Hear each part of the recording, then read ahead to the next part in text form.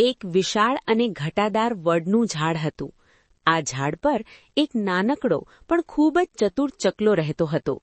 તે આખો દિવસ ચી ચી કરીને ગીતો ગાતો અને મજામાં રહેતો. એ જ ઝાડની નીચે એક બખોલમાં એક લુચ્ચું શિયાળ રહેતું હતું. શિયાળની લુચ્ચાઈ. એક દિવસ શિયાળને ખૂબ ભૂખ લાગી હતી. તેણે ઝાડ પર બેઠેલા ચકલાને જોયો અને તેના મોઢામાં પાણી આવી ગયું. શિયાળે વિચાર્યું, આ નાનકડા ચકલાને તો હું મારી મીઠી વાતોમાં ફસાવીને ખાઈ જઈશ. શિયાળે ઝાડ નીચે જઈને મીઠા અવાજે બોલ્યું, અરે ચકલાભાઈ, તમે કેટલું સરસ ગાઓ છો. મેં સાંભળી છે કે જંગલના રાજા સિંહે એક નવો કાયદો બનાવ્યો છે કે હવેથી કોઈ પ્રાણી કે પક્ષી એકબીજાનો શિકાર નહીં કરે. બધાએ હળીમળીને રહેવાનું છે.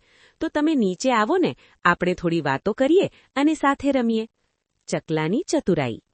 ચકલો સમજી ગયો કે શિયાળ તેને છેતરી રહ્યું છે. તેણે ડરવાને બદલે શિયાળને પાઠ ભણાવવાનું નક્કી કર્યું. ચકલો દૂર ક્ષિતિજ તરફ જોતા બોલ્યો, અરે વાહ શિયાળભાઈ, આ તો બહુ સારા સમાચાર છે. જો ખરેખર કાયદો બદલાઈ ગયો હોય તો પેલી બાજુથી આવતા શિકારી કૂતરાઓના ટોળા સાથે રમીને આપણને બહુ મજા આવશે. વંડર ગુજ્જુ કિડ્સ को लाइक करो, सब्सक्राइब करो.